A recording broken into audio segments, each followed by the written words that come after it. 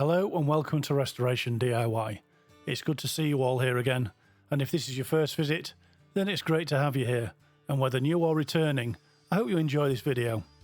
In this episode, I'll be making a bowl using an ash log cast into epoxy resin. To start off with, I marked the centre point on the ash timber, then I drilled an 8mm hole. This is for the locating pin on my circle cutting jig. With this mounted on the bandsaw, I can rotate the timber through the blade to cut a circular blank to fit into the casting bucket. The only thing is, I didn't change to a smaller width blade, which would have easily cut the circle in one pass. Instead, I used the 19mm blade, so I had to do a series of straight cuts.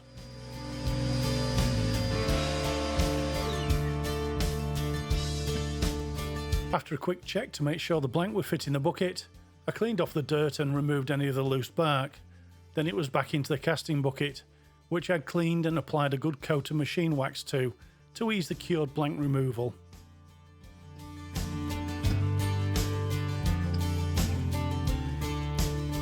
The chosen colours for the epoxy resin in this project were Ingot Gold and Steel Silver, which I was hoping would contrast well with the ash blank.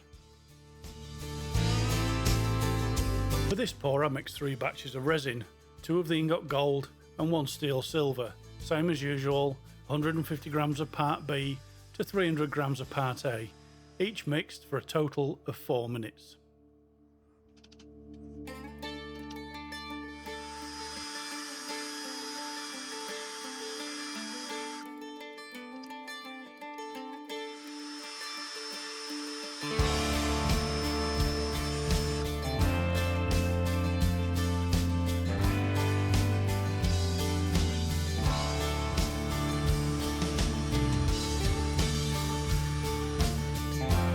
After the resin was mixed, I waited about 10 minutes before adding it to the casting bucket.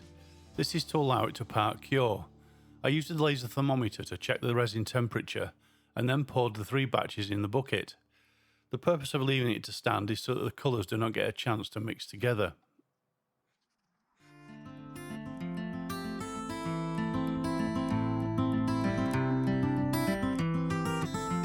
The 2 colours were added a bit at a time.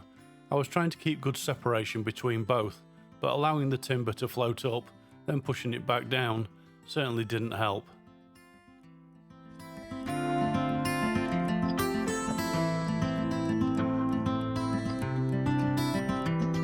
And with all the resin in the casting bucket, I added some weight to stop the timber blank from floating, then I put it in the pressure pot. With the lid tightly screwed down, I added 50 to 55 psi and left it overnight to cure.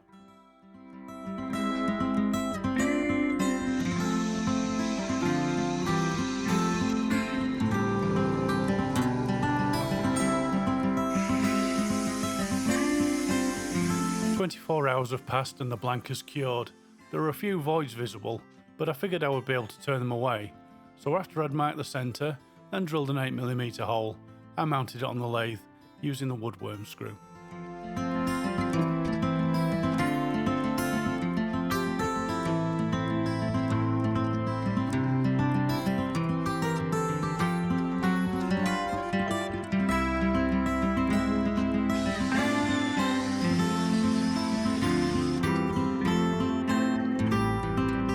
With the blank safely fixed to the lathe and with the tailstock holding it on centre, I turned the speed up to around 1000 RPM and I could begin turning.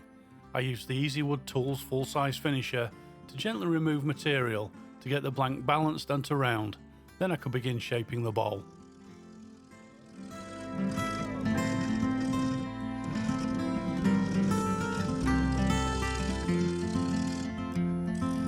Turning the bowl so soon after casting has a lot of advantages. For one, the resin is still soft enough to cut very easily. This is made better by using a negative rate carbide cutter, which peels away streams of resin.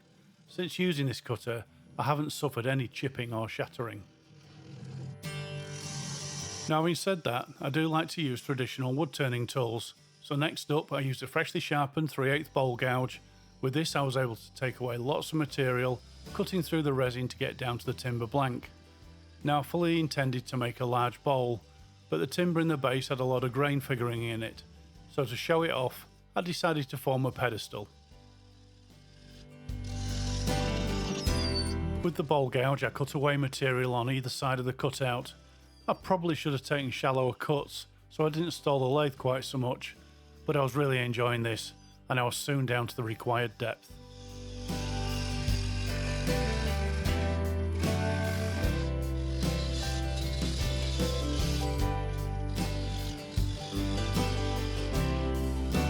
With the bulk of the material removed, I switched back to the carbide cutters, using the mid-size cutter to form the tighter curves. I did think about a flatter profile for the inner section of the cutout, but that didn't look right, so I went back to the gently sweeping profile.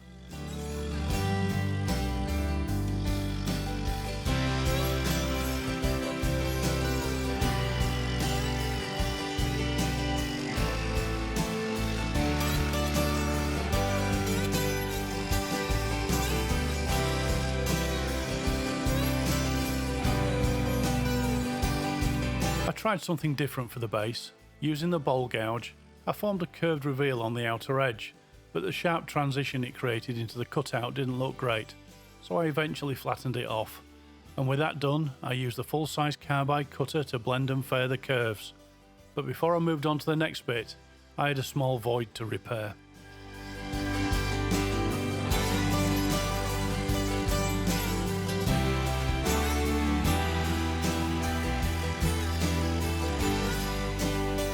To repair the void, I used a fast cure epoxy resin coloured with Ingot gold mica powder. I mixed a small amount on the plastic lid and filled the hole. This didn't go so well, so I tried using a plastic syringe, which worked much better, and I soon had it filled.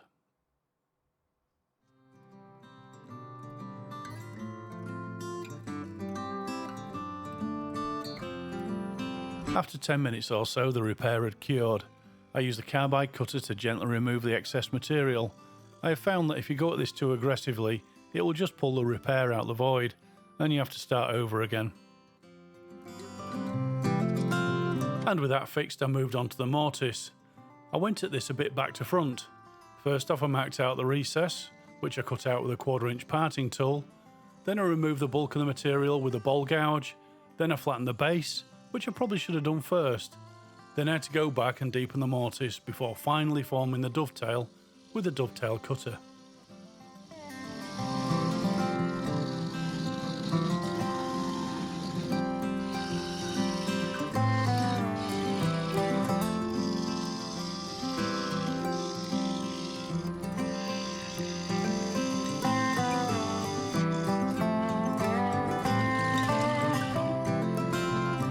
The mortise done, I sanded the outside from 80 to 3000 grit.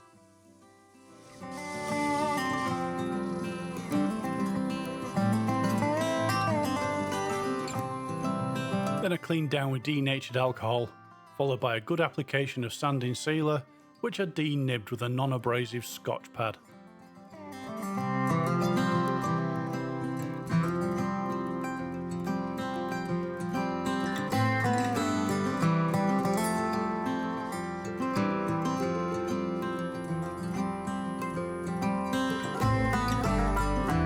Next up is Yorkshire grit, just a single application, thoroughly cleaned away until no more is being picked up on the paper towel. Next, the resin polishing, beginning with Mirka Polar Shine 10, a single application, cleaned away, followed by Polar Shine 5, again thoroughly cleaned away to achieve a deep shine.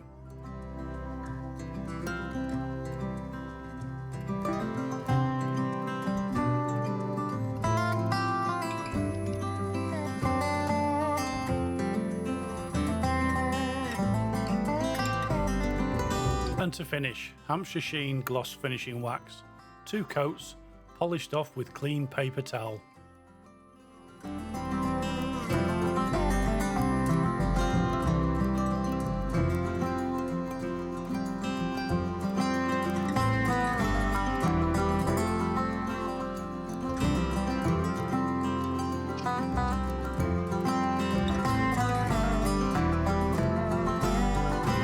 Turned the bowl around and remounted it on the 4-jaw chuck, using the tailstock for added support, and it's safer with it in place until a lot of the weight has been removed. All nice and secure, I could begin hollowing out the bowl, For this I used the 3/8 bowl gouge, which I had just resharpened.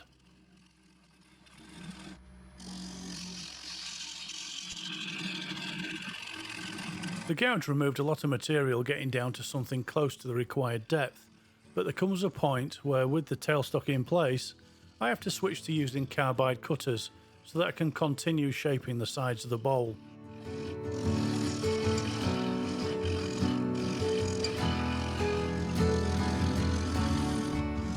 The full-size carbide cutter does a great job of removing the excess material, and with all that epoxy and wood chippings flying around, it would be easy to take out too much, or worse still, cut all the way through, and that would be a bad day. So periodically I stop the lathe to check my progress.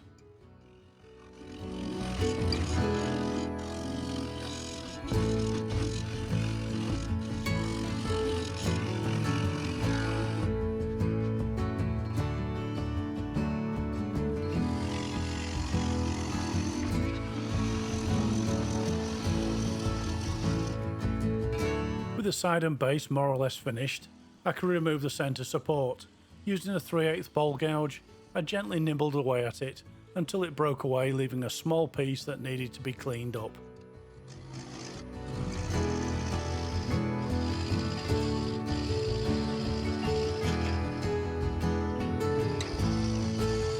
The wood was suffering from a lot of tear out, so I ran the lathe in reverse to cut in the opposite direction to see if that would get rid of it, and it worked. Taking light cuts with a bowl gouge and finishing it with a negative rate scraper, I was able to get a fairly good finish. After fine tuning the rim with a carbide cutter, I sanded from 80 to 3000 grit, then I cleaned the surface with denatured alcohol. Followed by sanding sealer, which I denibbed with a non-abrasive Scotch pad. Then the single application of Yorkshire grit, cleaned away until no residue remains.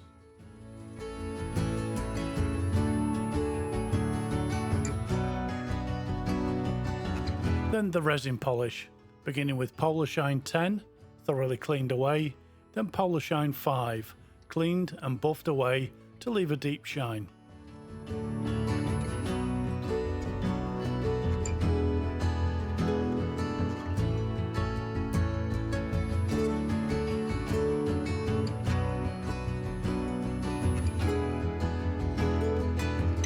And to finish off, Hampshire Sheen Gloss Finishing Wax, 2 coats to add finish to the wood and seal the surface.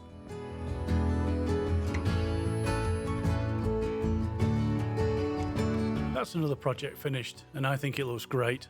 The steel silver and ingot gold resin, rather than contrasting, seem to complement the colour of the ash timber. Overall, I'm very happy with it. I hope you enjoyed this one as much as I enjoyed making it. I'd like to thank you all for watching, and if I could ask you to give me a thumbs up, subscribe if you haven't already, and comments are always welcome. I'll see you in the next one. Goodbye for now.